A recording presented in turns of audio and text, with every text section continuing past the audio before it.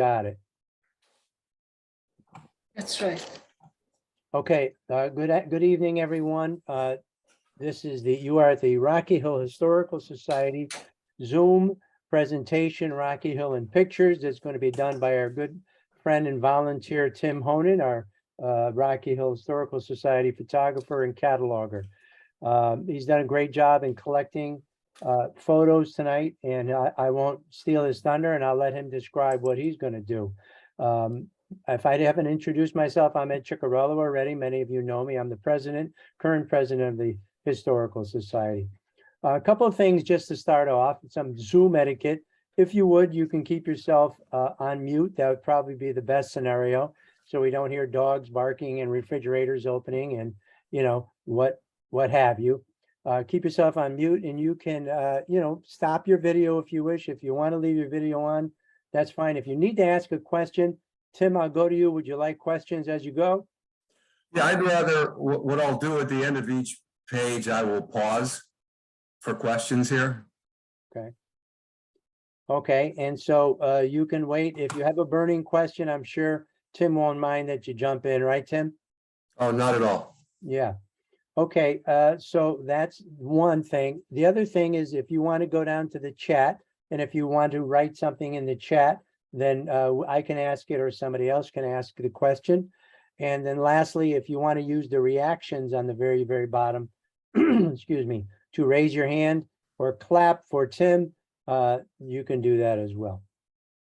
So let me tell you quickly before we start that we have a number of programs coming up. We've had a lot of things happening this year as we sort of get out of COVID, but we're still in COVID. I don't know where we are.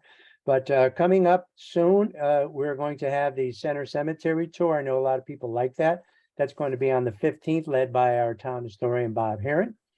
And then we're going to have something new this year, which is a celebration of India, where we're going to have a program over at the community center. And we're going to have a discussion, dancing, music, and hopefully a lot of fun. November 17th, we have the Continental Vocal Quartet. That's another thing that Bob Heron is doing with our longtime volunteer member, Marge Merck. And so that will also be at the community center. I understand they're going to have actually a quartet from the high school that are going to sing some songs from long ago. I think it was the Civil War. Not quite sure, but I think that might be it. And lastly, then we have our open house coming in December. So we hope to see you there.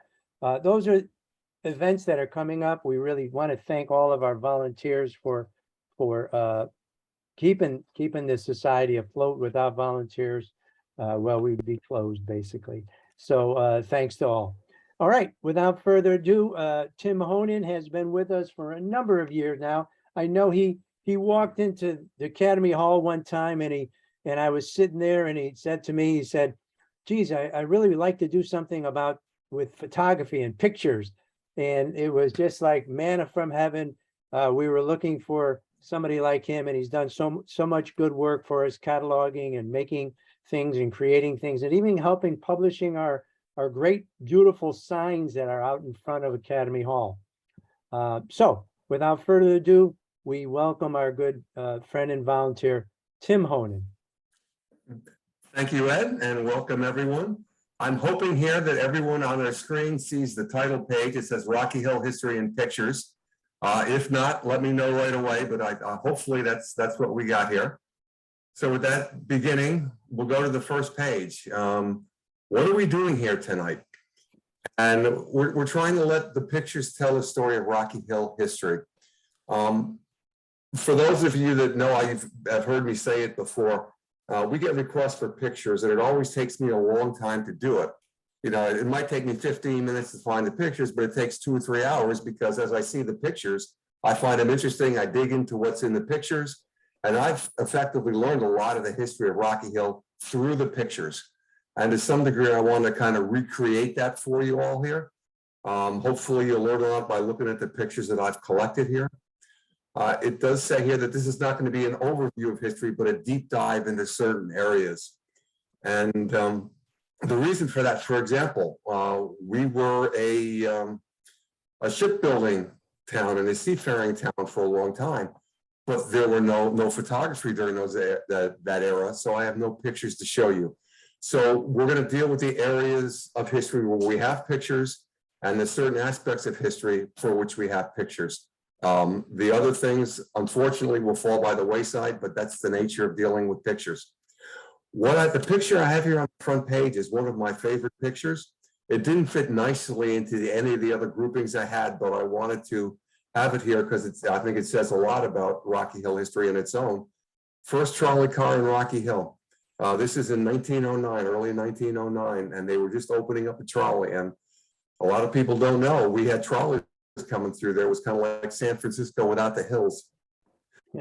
But 1909, the first trolley came through. And this was a ceremonial event, hence all the people and the photographers involved. And this is right in front of the Congregational Church, which you see right here. Now, behind it, over here, we have Academy Hall. And in between, you can see two buildings here. And there's actually a third building. I think it's behind the trolley. And the reason these come in later is that these three buildings here, the two buildings you can see and the one behind the trolley, burned down in the 1920s. And that became what effectively what started the fire department. So these buildings in the middle burned down. They did a lot of work to save the church and to save Academy Hall. So there's a little piece of history right there that you'll learn from just looking at these pictures and seeing what's in the background of them. So I'll pause there for a second for questions before I move on to something else. Hearing none. Good sources of Rocky Hill photos. The Mike Martino photo collection, if you've been in the upstairs at Academy Hall, you know the room at the end to the left there. We have a file cabinet full of pictures, and that's what the hard copy versions of what we have in the Mike Martino photo collection. Mike is a past president of the Historical Society. He was an avid photographer. He would find it when there were events going on in the town, he would take his camera and take pictures, and we have a lot of these photos are pictures that he's taken, and we have a debt we owe him because of all of the pictures that we can see here today. But that collection has over 2,000 photos, 700 of them in original hard copy in the file cabinets, and his work is really the basis of what I've got here. Several of the pictures that he took are what we're going to be looking at here tonight. So we owe him a huge debt of gratitude. The other recommendation for you is the Images of America in Rocky Hill in the lower right of the screen there. Bob Heron and Mike Martino published a book. It's got over 200 historic photographs in it, and it's a really good photographic overview of our town. And I would recommend that. It's available on sale at Academy Hall if you stop by. Again, I'll pause there before I move on to the pictures proper here. Okay, there's two pictures I want to start with here. The first is the 1934 aerial photo. This was from 1930. In 1934, they hired a plane to fly back and forth east to west across the state with a camera pointing downward, and it snapped a bunch of pictures. And probably 10 or probably a dozen or so of the pictures happen to be in the area over Rocky Hill. And what we did is we collected these individual photos, we overlaid them on each other. And then we put we noted where the streets are to get people oriented, some of the main streets to get them oriented. And in this particular case, in green, we noted the farms that were there. And this has been, I think, real helpful. If you've been to Academy Hall, you've seen that. We've been to the farmers market with this photograph, and it's generated a lot of interest. But what I want to do is take a look. Let me zoom in a little bit here. And oh, it's not working. Why are we not working? I'm not sure. But anyway, if we look into this, we'll find that most of the houses are in this area over here, down through here. And in fact, what I'm going to do is I'm going to go to the live version of this picture. And where is it?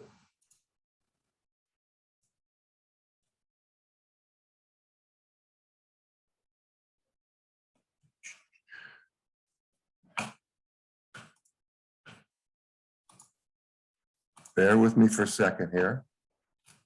Zoom.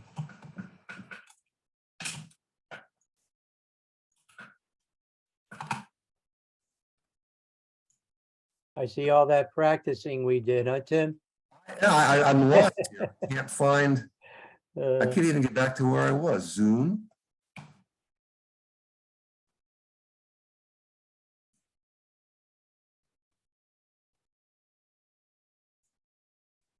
Are you seeing, what are you seeing now, Ed? You seeing the main picture? I'm seeing just 16 boxes of people. So you're gonna have to go Okay. and share your screen again. I'm trying to do that. I clicked on the share, but I can't get to the Zoom. The little Zoom, go to there.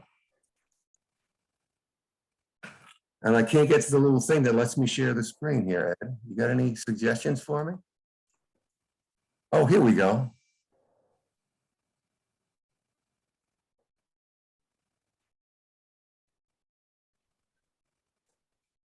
Video. Bear with me for a second here. I will get this sorted out. Ah, here we go. Now I'm back.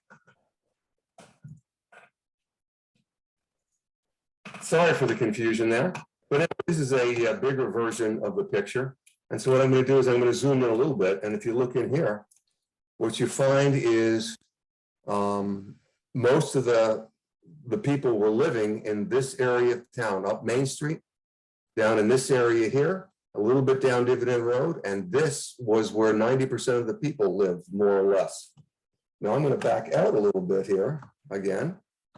And if you look in the whole rest of the town, what you find is that you had 90% of the people living in 10% of the town, and 10% of the people living in effectively 90% of the town. The vast majority of the town was simply farms. And once you get out of the living area, the main area, the downtown area, you'd find a house here and a house there, 100, 200 yards apart, but not much else. And this was the nature of the town back 100 or so years ago. We were very much a farming community.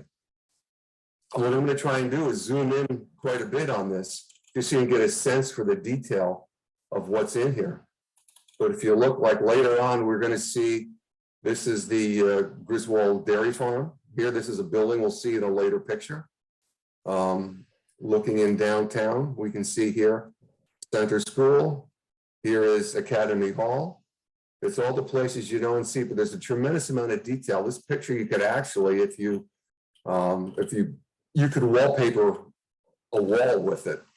It's got detail in it. We lose a lot of the resolution when we turn it into something for a presentation, but I wanted you to see what was here to get a sense for the detail that's in it and the level of information that we can get out of this. So with that, I'll go back to my regular presentation proper. There we go. So more moving from this, items and note, and I think we've talked about this before, it was a farm community. Most of the population lives in the downtown area. And I didn't mention it, but if you zoom on, I can't zoom in, but if you look up the Silas Dean had just been built, and it runs up here. And there's basically no buildings along it at this point. It was an undeveloped road with just a way to get from downtown Rocky Hill up through Weathersfield and into Hartford at the time. So I'll pause for a second on a 1934 photo and ask if there's any questions. Hearing none, we went through those. The 1965 aerial photo, and this is another one, it was the same thing, aerial photograph moving east to west. They took pictures, we compiled them. We have the street names in here, but they're much smaller. And here, what's interesting about this is you can see the highway, 91 comes in through here. The pouring of the road stops right here. From there south, you can see it's all excavated, but the concrete is not yet poured. And what we're seeing here, is how 91, it cut the town in two, and you can see it fundamentally changed the town. What happened as a result of this is two things. It made moving things around the country a lot easier. And because of that, you saw we as a country were now able to move goods like farm goods from the Midwest to the East at a much lower cost, which resulted in a lot of competition for the local farmers. The other thing that happened is a lot of the people that were living in Hartford found they could get the American dream in the suburbs, and they would take the highways down to their homes and live outside of the main city. So while farmers were getting competition for their goods from the Midwest, they also found the value of their property go up dramatically because of the need for houses for people that worked in the cities. So it was two measures of pressure on all farms. And a lot of them just, they sold out as a result. So what we saw as farms turned over time into suburban development. Now, what I want to do is try and, again, share this picture in more detail.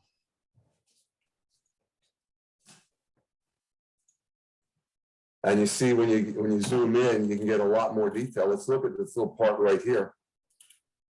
And here's where the streets ended. And if you look down there, remember the road or the bridge that they rebuilt about 3 years ago on Elm Street over the highway? That's right here. They had the foundations poured for it, but they didn't do any of the concrete work. And you can see here, it's ready.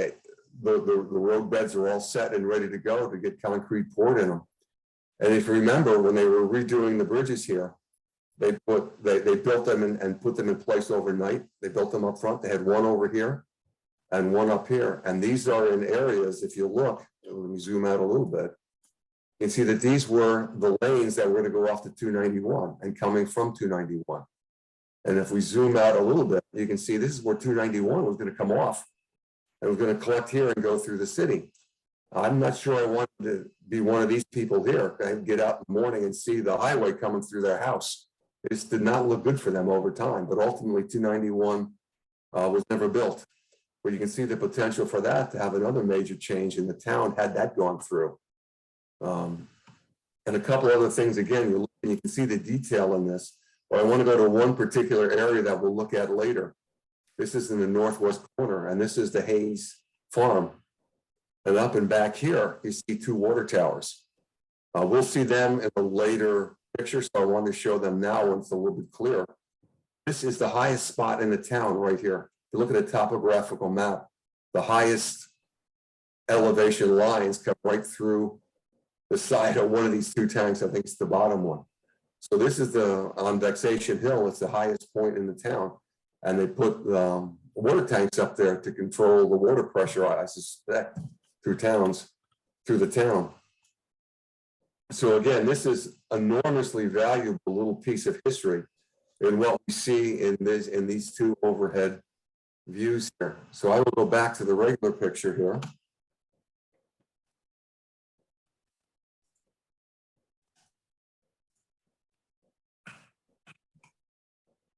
And there we go. And again, items of note, the highway is the most obvious landmark, cut the town in two. And I talked about the implications. And you can see the population was spreading radially outward from the downtown area. If you look here, there's now development up along the Silestine. There's development up in here that wasn't there before. In here that wasn't there before. We were moving more down Main Street. So you can see the town was growing from downtown into what used to be farm area. And again, we'll see more even from here, the changes from here on. I've got a slide later on that shows you this area of town, what it looked like in 1964 versus what it looked like now. So any questions on those two aerial photos before I move on to other topics? Okay. And then we're going to get into certain areas that I think are of interest that we have photos of. And we have two, I think, very good early photographs of the triangle, that area in town between what's now Old Main Street on two of the sides and Church Street on the other. The one with the little frame in it is probably my favorite photograph. What it is a painted glass photo in it looks like a brass or copper frame from the mid 1800s. It looks like somebody set a tripod, took a picture in black and white, and then with a lot of meticulous care, they went through and painted something that was a dye, a green dye and a reddy brown dye. And I don't know if they put a white dye on the church building or not, or whether that's from the photo itself. But they spent a lot of time colorizing effectively a black and white photo. Now, this is a glass plate photo. Now, the original is probably, the frame is probably 3 inches by 4 inches. So somebody spent a lot of time and effort on this photograph, and we are lucky to have it. If you want to know where this is taken from the views of Academy Hall, which you can see right here, and the Congregational Church, which is right here. If you draw lines out from these, you find that if you're going into the library, you know, the common entrance, you go in, the library is off to the left, the town hall, the town hall is off to your right. It's right in there where the roads, the two parking lots, the road forks into the two different parking lots, is about where this was taken from. If you were to stand there now, all you see is town hall in this area. But this is what it looked like in the good old days. Similarly, from about 50 years later, somebody took a picture from up on Shipman Hill. And if you're looking here, what you see is Old Main Street runs down here and loops back by the Congregational Church. And this is Church Street. Again, the Congregational Church, Academy Hall is behind these trees. The Methodist Church is down the hill. This is not it. It's behind here down the hill. When I first saw this picture, my first thought was, is there a hill there? But when you go down Old Main Street and you look to your right, if you're going north on it, you find, lo and behold, you are looking up a hill. If you stand here, the quarry is behind you. But again, if you look at the town here, and I'll see if I can zoom in here. Don't know if I can or not. No, it's not letting me do it. But if you zoom in, what you'd see is a bunch of buildings in the distance. This is the downtown area, and a lot of open land that's currently heavily developed at this point. So this is what we look like 120 and like 170 years ago. Again, I'll pause here for questions, see if anyone has any questions or comments on what we got. I have a question. Sure. In this photograph, is there a tower on the church? There's not a steeple, if that's what you mean. You can see there's a tower, but there's no steeple on it. Okay, but it is higher than it was, than it is now. I'm sorry, you can't what? It was higher than it is now. My understanding is there was once a steeple on this church. It didn't last until the mid 1800s. It got blown over in a wind, canted in a windstorm and ultimately taken down and never rebuilt. But unfortunately, I can't, for whatever reason, I can't zoom in like I'm supposed to be able to here. Tim, is this your PowerPoint or the PDF? This is the PDF. Okay. And when I hit I'd go down, but I'm supposed to be able to hit Control Plus. Oh, now I'm doing it for reasons I don't understand. Good for me. Whatever the problem was, I figured it out. There you go. There is a little more detail, but you can see you've got what looks like the steeple, the tower there now, and there's no steeple on it even back in the mid 1800s. I love all the fencing.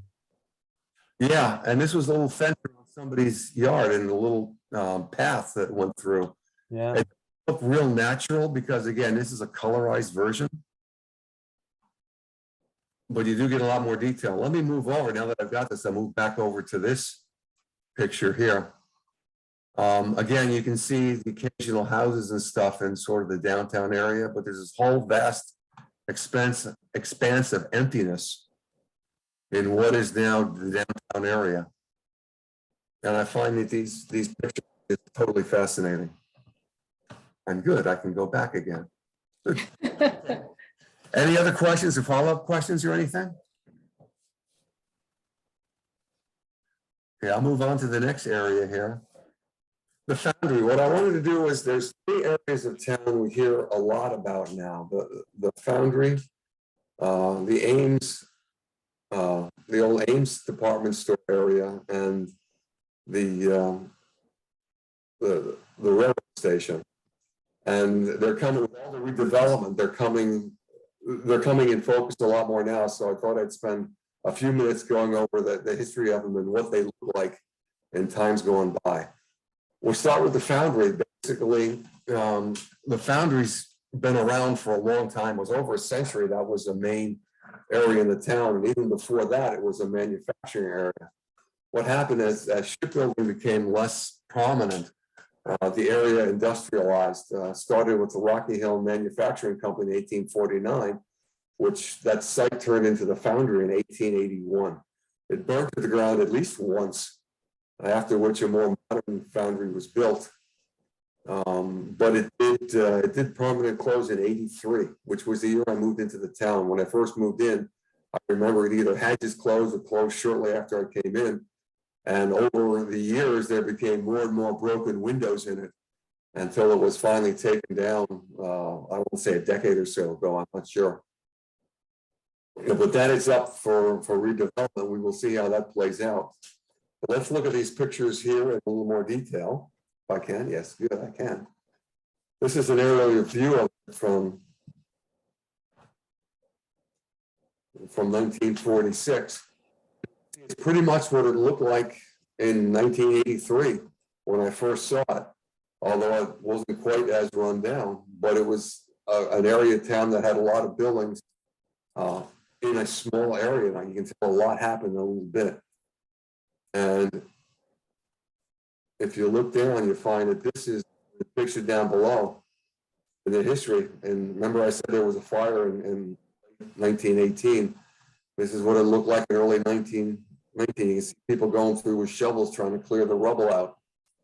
It was then rebuilt to look like this. This is a view from the south towards the north.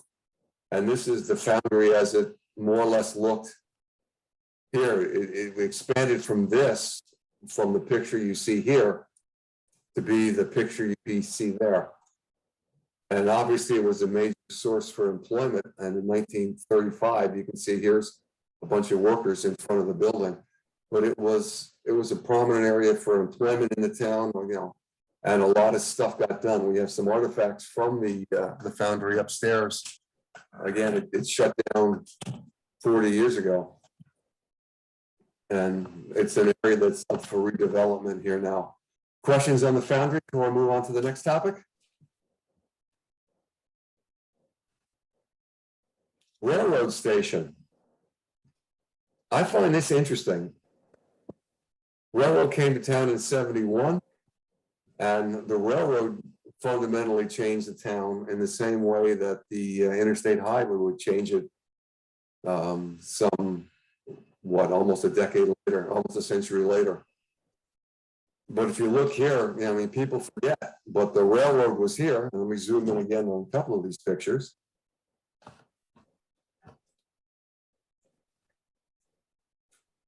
This is what it looked like in 1893. The railway station was probably about 2 decades old.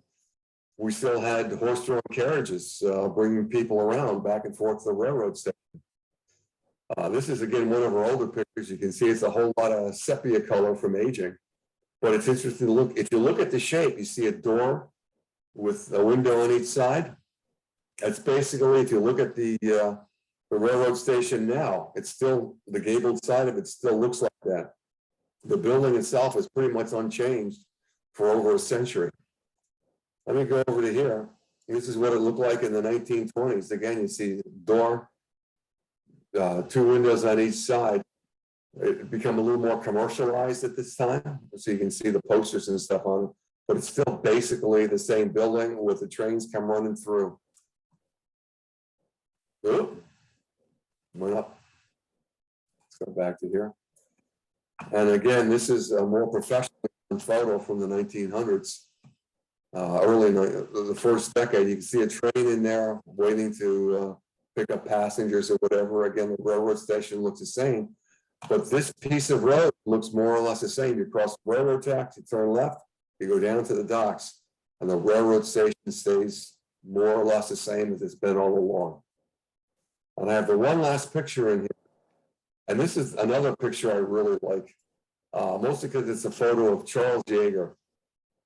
He was the railroad station manager for a couple of decades. And if you could go back in history and want to talk to somebody, he'd be one of the people I'd want to talk to. Not only was he railroad station manager, he also owned a general store right nearby, basically just across the tracks. He was also the postmaster. He would run lots of the people in the town. I think it was RF, rural free delivery in those days.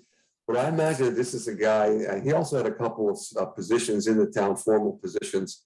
I suspect he was one of the people that knew everything that was going on in the town. He probably knew everyone in the town, all the stories. And if I could talk to somebody today, want to know what history was like, what the town was like a century ago, he'd be one of the people I would want to talk to. I suspect a really fascinating person. So with that, I will pause for a second, see if anybody has any questions on the railroad station before I move on to the next topic, which is the Ames department store property. Tim, so I understand there were actually two railroad stations, right? There was one just north of this one here.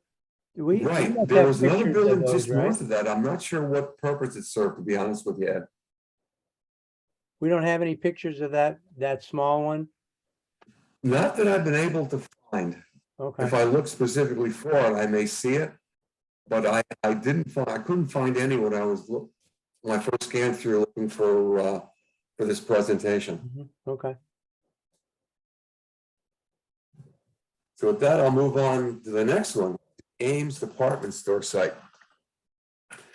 And if you've been by there lately, you know that there's a lot of demolition going on. I went by there just today. I'll say the old building is, I just eyeballing is about 1/3 down at this point. And if you live in that area of the town, you may hear noise.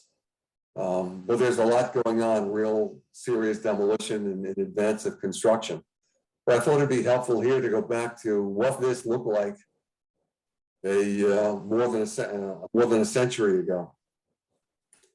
And if you look, this is a picture from, remember that 1934 aerial photograph I have? This is an excerpt from it. What you find here, this to get your bearings, this is Main Street. This is where Dividend Road comes off. And Main Street continues down. This is where Garden Street comes in. And this is where the Ames parking lot is now. In fact, the entrance to the old Ames parking lot was right opposite Garden Street. So if you were to come down Garden Street 50 years ago, 40 years ago, you'd come here, you'd go across Main Street and you go right into the entrance to Ames. Ames was the building off to the left, and there was a lot of more stores down off to in front of you, and the parking lot is right in here.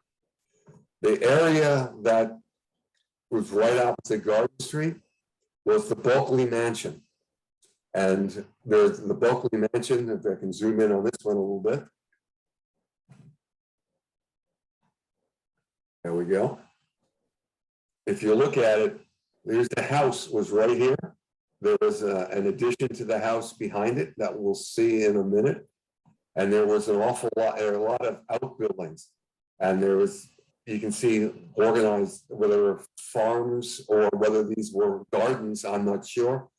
But if you know, we have Bulkley Park, that was all down in this area of town. So the Bulkleys owned a good chunk of the southern part of town here now, all the stuff off of and alongside Dividend Road, all the way down to where the railroads are now.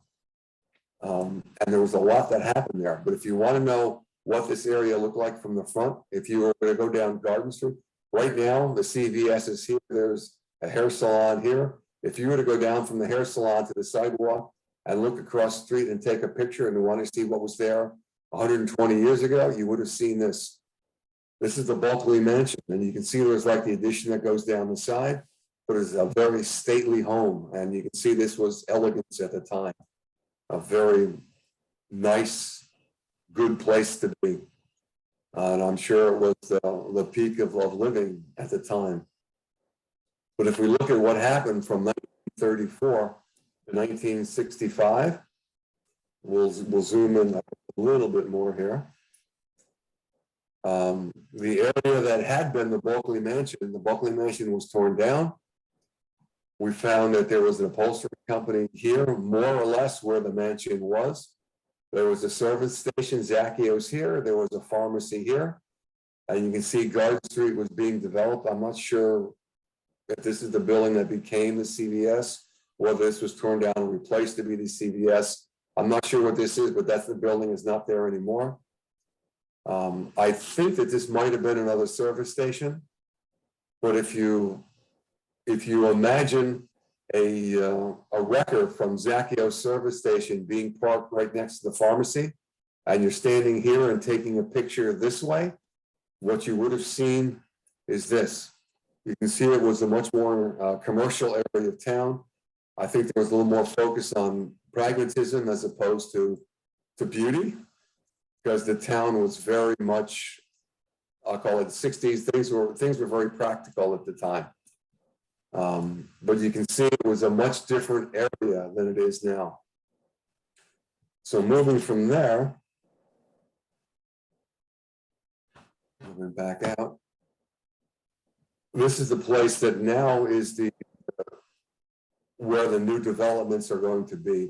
But there's a lot of history to that area that I want to make you aware of as you see the new buildings being built. A little history, I glossed over the history there. Originally, again, the Bulkley estate became commercialized, as we saw in the 1960s. This area was then redeveloped into a Grant's department store. The Grants failed for a host of reasons, and it was bought out by Ames and uses their headquarters. And Ames shut down, I want to say, about 20 years ago, and the area has been falling into some disrepair since then. And hopefully, with the development, we'll see something new and vibrant there. Questions on the Ames department store site before I move on?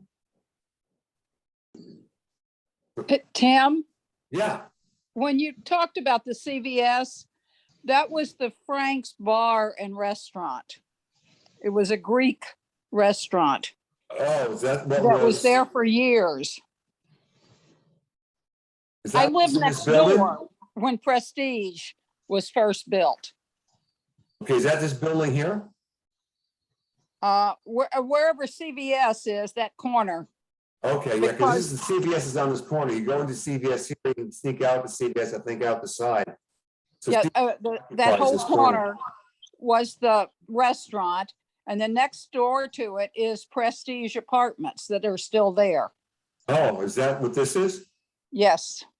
Oh, okay. Thank you.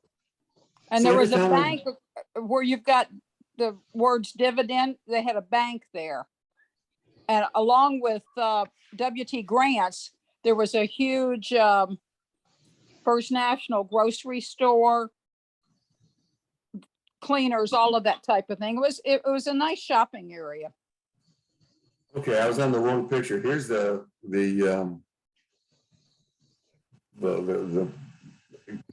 restaurant you were talking about.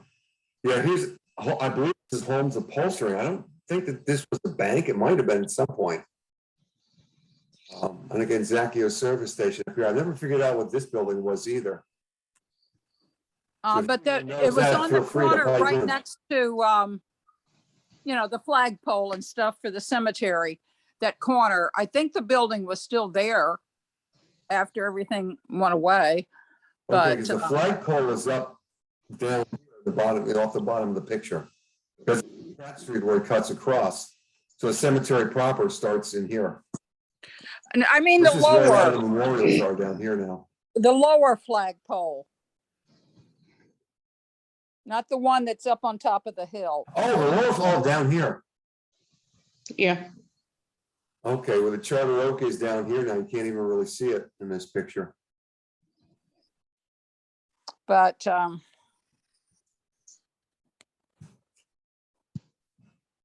Yeah, anyone have any other knowledge of the buildings in here? Because this is, for me, it's helpful to find out Flagpole. what's there. Within the flagpole you're looking at in that one, that's in the, what's called center green today. yes, and right across to the right across from it in the Ames lot was a bank. Yep, That was Society for Savings, I believe. Is that way back here? Society for Savings was directly across from Academy Hall. Really? oh, Yeah, I didn't know that. when it went out, the Board of Ed moved in there temporarily and some insurance companies. But that brick building, maybe it's across from, it was, it's the brick building to the left.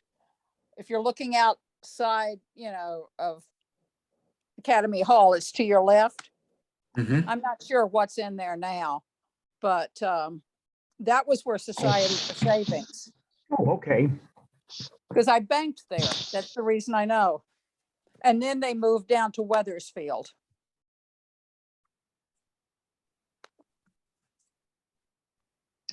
I remember the pizza place too, the one with the tin ceilings. The piece of, Probably, but yeah. since I don't eat pizza, I never paid attention. yeah. Well, that would have been across from where the liquor store is. Yep. Oh, okay. Oh, yes, I know where you're talking about. And yes, there was a pizza store there for a long, long time.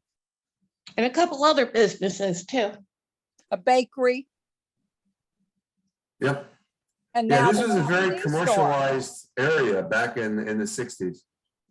Mike Martino fought very hard to keep those businesses there instead of it becoming a parking lot for Ames. Yeah, it's going to be interesting because getting out of the prestige apartments to go to work in the morning, and that's before there were 220 apartments going to be built, was pretty interesting. Traffic was pretty tough on Silas Dean there, or Main Street. Hey, any other comments or thoughts here? If not, I'll move down to farming. Remember, we were a farming community. And the farms, as I mentioned, are giving way to suburban development. We'll see an example of that. I think it's 2 slides further down. But I wanted to give you, remember that 90% of the area where 10% of the people live. I wanted to give you some pictures to show you what that area of town looked like. And so I will go through a couple of these here. Sunnycrest Farm, if you're ever wondering what was at Sunnycrest Park before there was a baseball field and stuff, it was Sunnycrest Farm. This is from the early 1940s. It was replaced a farm that burned down in 39, and it burned down in 44. So it burned down twice over 5 years. So this was, I imagine, a big problem for the family at the time. But you can see it was a big, humongous dairy farm, cows around and stuff like that. Moving down to the next one here, a little earlier in time. This is Luther Williams Barn. I love this. It's the octagonal barn at Street west of Gilbert Avenue. I think it's just a little bit, I'm guessing it's a little bit west of where St. James Church is now. But you can see this is back in the old days when we had oxen to pull carts around. I just love this picture because of its age and kind of it gives a real impression of what the town looked like back 100+ years ago. Gilbert delivering milk. Again, remember foreign carriages, they would bring that milk around and drop it off on people's doorstep. And this is in the 1890s. And the Gilbert Dairy Farm. I think I pointed this out in the 1945 picture. It's on Elm Street now. If you're heading from the Silestein up Elm Street, you know, you go up the hill and the spot where it goes to the left and then back to the right. Well, just before it breaks to the left, there was a way that went off and led to this farm. So this was in that area of town, which is now sort of in the middle of town, east of cemetery and west of the Silestein on the north side of Elm Street. Let me go back out a little bit on this guy, go to the next page. We just see more, again, more of the same, Broadview Farm. This was up off the Silestein Highway. It was the Robbins Farm. So if you're going up the Silestein Highway, I believe it was on the right or the east side of the highway. A major farm that was up there. The Anula farm off to the right. This is now, again, St. James Church is just off to the right of this photograph. And this was taken from just across the street.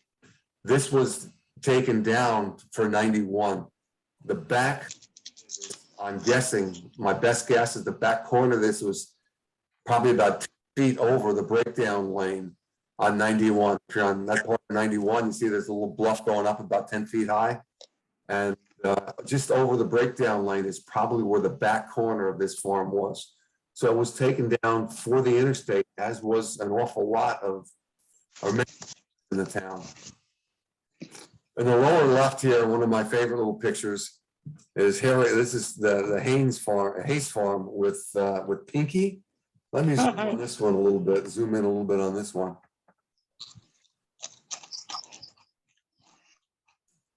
Pinky was a local celebrity. He was a hairless cow. He was born without hair. He died one winter day because he didn't have hair to keep him warm. He was susceptible to sunburn and stuff in the summer. So they made him basically a coat. And I've read articles about this. This was made by some furrier in Hartford. It wasn't fur, but it was a grade of material in a form a cow would normally would expect. But they built basically clothes, and so he wouldn't get cold in the winter and wouldn't get sunburned in the summer. And he again became something of a celebrity. He was reputed to be the only hairless cow in the world. I think that's probably an exaggeration, but that was the local story.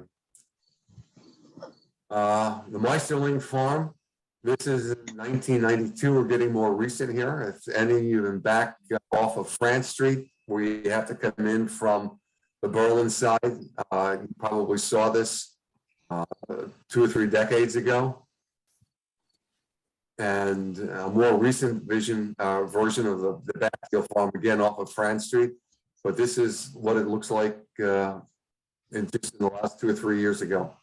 So you can see we've gone from town to a few farms here and there that are worthy now. We pay attention to the few farms that are there because they're far more rare than they used to be.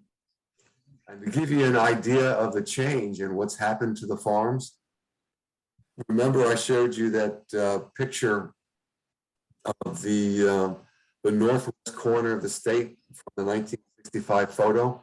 This isn't quite as precise. We lost a lot of resolution going into the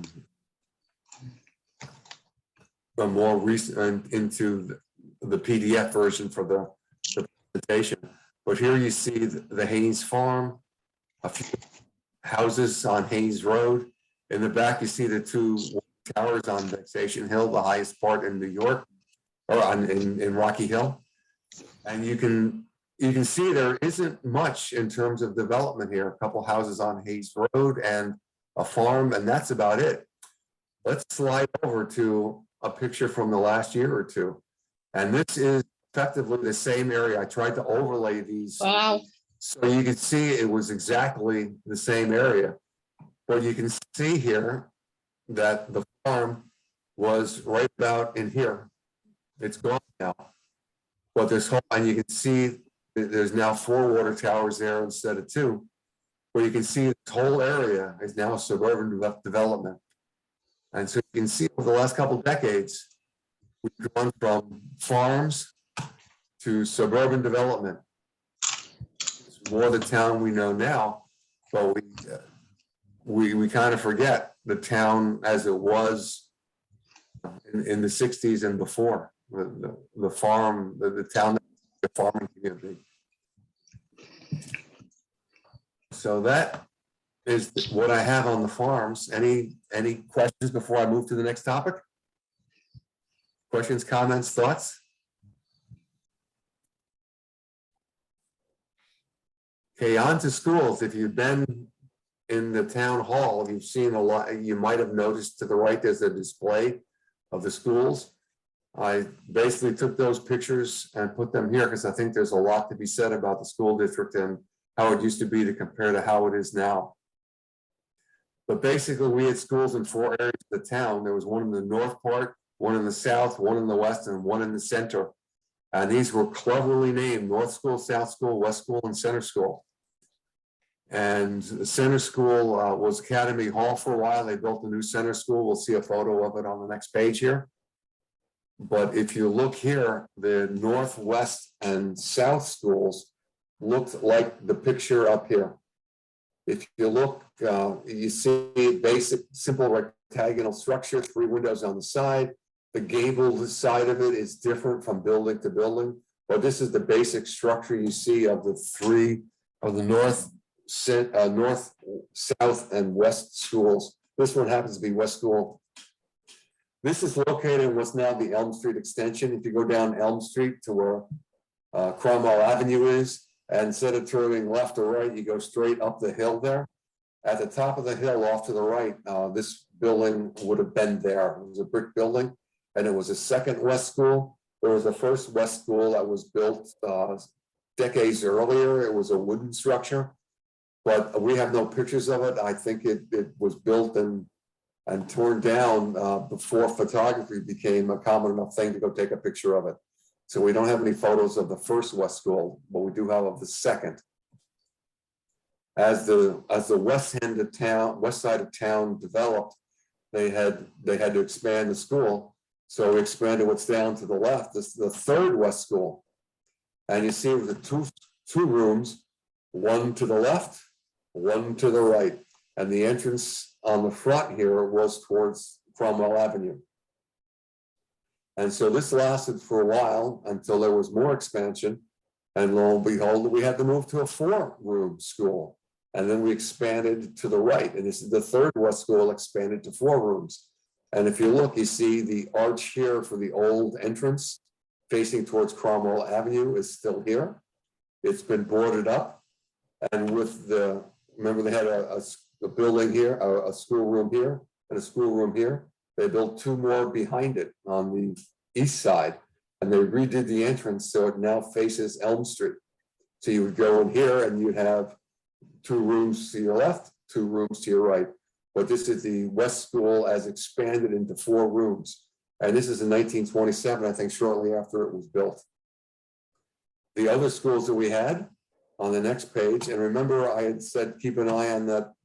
Remember that building, brick building, 3 windows on one side and the gabled side can be different. This is North School. And I love this picture because it shows all the students in it. And this is from the 1880s. This building still exists. If you look at it now, if you're going up Old Main Street, there's one part going north on it. There's one part where kind of the old road comes up. It's a little bit narrower. Then it comes back down and meets in again. Right where the road, the old Main Street, older Old Main Street comes back in again, merges back in. If you look to your left there, you're going to find a building there now. It's a white building. It's got a brick first floor. It's got a frame second floor. There's been additions put onto it and porches put onto it, but at its core, this building still exists today as a residential household. And I love this picture.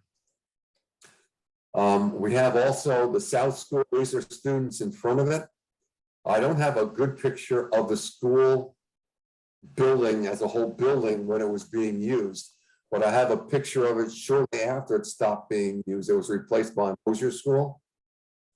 And this is what it looked like shortly after it stopped being used as a school. You see the same 3 windows on one side, the gabled side is again unique to each building. But this is now the community TV building. It's off of Forest Street. And where Forest Street meets, it's the southeast corner where Forest Street meets Main Street. Down here, we have a photo of Academy Hall in the 1880s. This picture has seen better days. It's an old, tired picture. I did the best I could to clean it up, but it's very faded and it's got like old mold and stuff on it. So I did the best I could, but you can see it was really a school in the 1880s, students standing out in front for their annual picture. This was replaced by Center School, which you see over here to the right. Center School was behind Academy Hall when seen from this view over here. It's on the area that's now occupied by Town Hall. Center School, this became the end of an expanded building. They had gyms and a bunch of other buildings. They built out behind it.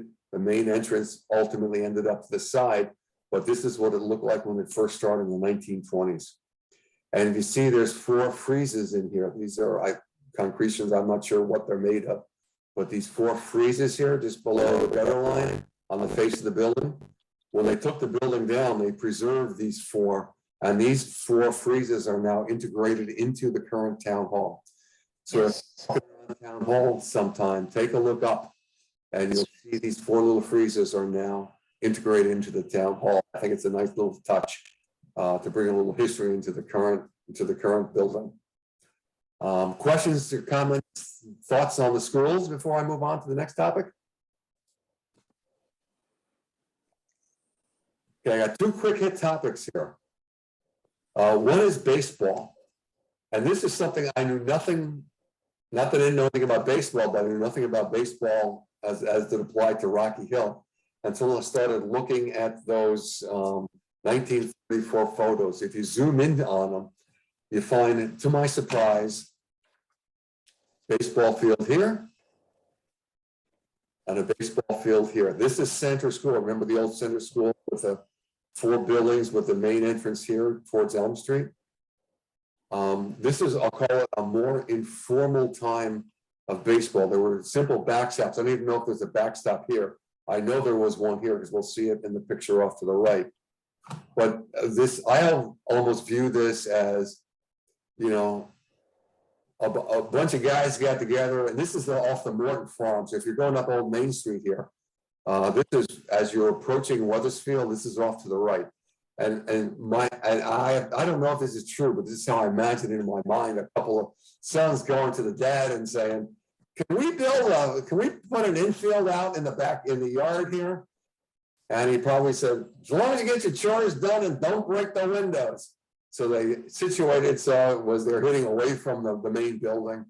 There's and these are farm guys, you know, they knew how to move dirt and to make it smooth and level. And I imagine it was a labor of love getting this thing built. Similarly down here, I imagine somebody went to the principal and said, hey, can we build a ball field? And the answer probably came back, as long as you get your homework done and you don't break any windows. So again, they situated so it faces away from the school. But again, it's a very informal field. I'm imagining the local farmers all bringing their farm equipment there to build it. And this is a picture I've got of the Farmers Athletic Club. You can see the logo on the front of their shirts. And we actually know what the names of these guys are. And if you remember that farm map we saw in one of the earlier pictures, in green, they had the farm names. There's about 2/3 of these, you recognize those names from the farm map. These are the local farmers that took their time to build themselves, I imagine, a farm. And they play baseball in their spare time. And this was the backstop you see, and this picture was taken, if you imagine the backstop is right there. Somebody took a picture from probably right about here, inside of between third base and the pitcher's mound in this direction. And if you really look carefully, you can see buildings in the background. If you go in the overhead shot, you can see where they're situated out here. So you really get a good idea of where this is and who the people are and what life was like in those days. You know, people did stuff on their own. They weren't as many organized leagues. They didn't build stadiums for the kids then. They built their own stuff. So anyway, that was what I learned about baseball. Comments on that? Oh, without that, and this is my last slide, and I'll hit because we're pushing up towards the end of an hour here. But this is Lake Avalon, and this, I came to find out this one when we just had a question somebody sent in one day. They asked about Lake Avalon. They had remembered going on Lake Avalon as a kid. They couldn't remember where it was. So we heard about it, and we got a little bit of information in our new library, by the way. And I was able to find that it was out in the northwest corner of town, and then I was able to find it on the 1934 Aerial Review. I stopped by there, and it solved a long mystery that I had. As you go down New Britain Avenue, and you're approaching the Berlin town line, there's roads off to the right, Park Drive, Lake Drive, there's Loyola. Here's Kobe Road when it was more crooked than it is now. But off to the back, you got Beach Road, Lakeview Avenue. And if you look there now, you have no idea why these streets are named this way. But this was a planned community intended for a planned resort community. People would buy houses on these roads. They would have the lake behind them. They could theoretically fish in the lake. They could swim on the lake. Life was going to be good, but this only lasted for about a decade. A couple of reasons. One is that this is fed by something called Little Brook, and I think it was probably too little to support a lake of that size.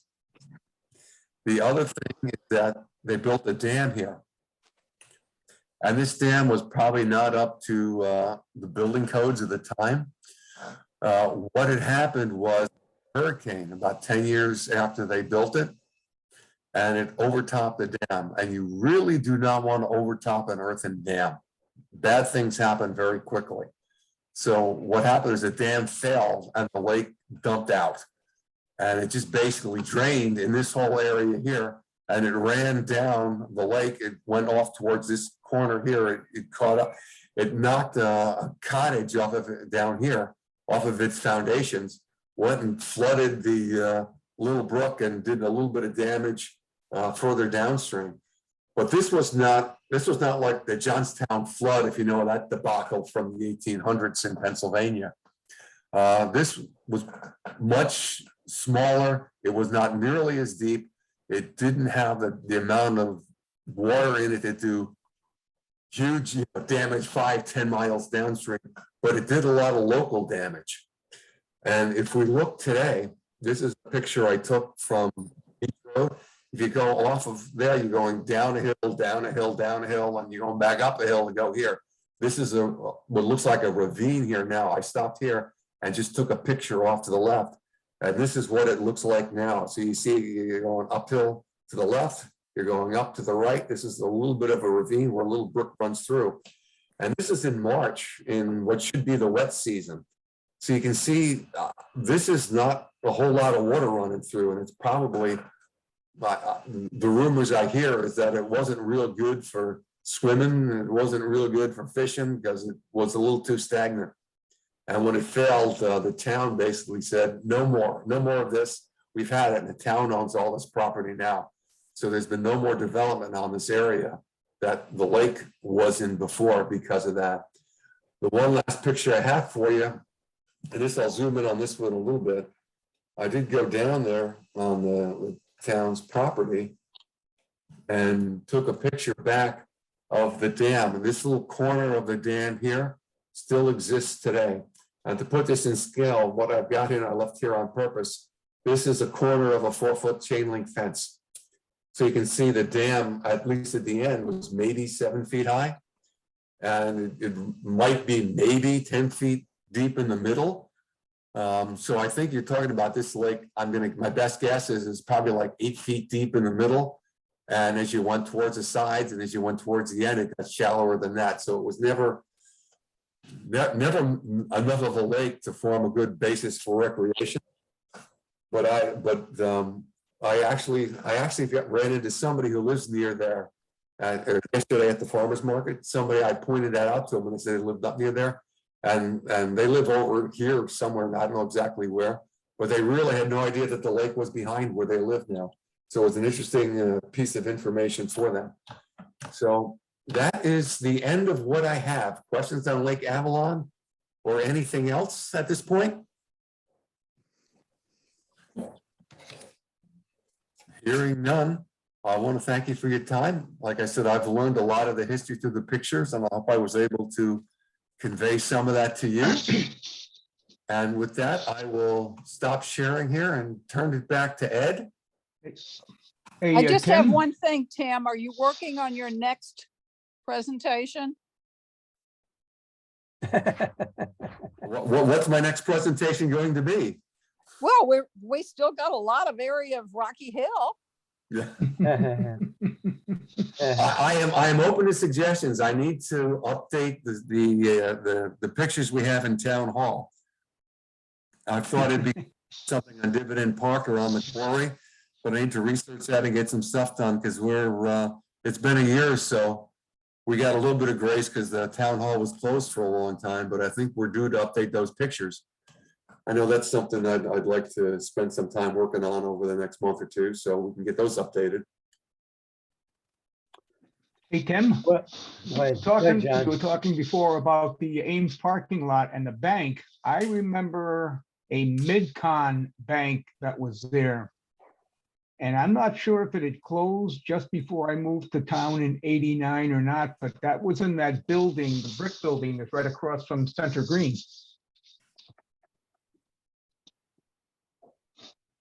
Okay, that would be an interesting thing to do, and I may try and do this someday. Is kind of that stretch of road, because that was the commercial area, and there was a lot going on in there. I had a question come in about 2 or 3 months ago, somebody doing some work on the Ames property to see if there were any hazardous waste issues. I know that they knew that there were 2 gas stations along there, but it did bring an interesting question of exactly what buildings were along there. It'd be interesting to try and map out exactly what was there. Yeah. That was at some point kind of the business center area of town. Tim, the building that has that little OC restaurant or whatever, and some kind of a uniform store, that was a grocery store, Guido's. It was a very nice little shop, a little grocery store. I think it became West Side. That I didn't. I know there was a grocery store effectively across from Academy Hall. Across No. to the right. That was Center Market was there. And Balducks was there as well. No, I'm talking about from CVS. Mhm. That was there at was- Grasso's. Grasso's. Oh, Grasso's. I knew it started with a G. And the post office was there too. Yes, it was. And then the OSE was a transmission shop. Yep. I'm glad we're recording this because if we ever do try and lay out the history of that stretch of road, this conversation over the last couple of minutes is going to be a good jump start for what's there. One of the things that I've learned just recently, because I went to the inland wetlands meeting about that development, that 5-story development on right next to the package store, is that Belden Brook is it starts next to the package store in that area, goes underneath Main Street, underneath Ames, underneath Cedar Hollow, and then it finally comes above ground again at Belden Lane and goes under the foundry area into the river. Well, the interesting piece is I think the trolley ran along that road there for a while and cut off to the west. I think just right after Dividend Road breaks off of it. So there's another little piece of commerce or people moving into the commercial area of town through the trolleys that went through there. Well, Tim, you did a great job. I really loved seeing the Thank aerial you. photos and all the different categories, and I'm glad you honed in on the places that were sort of hot ticket items right now. Ames and the railroad station and the foundry. So we got Ames going, and hopefully we'll see something at the railroad station, at the foundry. Any last questions for our good volunteer Tim Honan here, folks? If you want to all put your videos on, that might be nice. And if you could give Tim a round of applause. Where's all your videos? Show me your faces here now, if you would. Could you all Can't find my start video. your video? There Find I that am. little button there. Come on, let me see y'all. As many as you're willing to, at least. And that we're Hi, here. Nancy. Elizabeth, I see. Where's Jack, and where's Marilyn and Marta? I'm here. You want to put your video screen on, and we'll all just let's give Jack a round of applause, can we? Yes. There you go. I mean, not Jack, Tim. Tim, Yeah. back to below. Thanks. Jack will No, I take a appreciate round it. of It's applause been for fun to us. put together, and I like being able to talk about these pictures. It's fun for me, and I hope you got something, you learned something from it. So thanks very much. Thank you Yeah. very Yeah. much, Tim, and we'll see you all at Academy Hall, or email us, call us up, get in touch, and thank you very much for coming tonight, and we'll see you down the road. Okay, folks? Yep, thank you. All right, bye-bye now. Bye. Bye. Thanks. Yeah.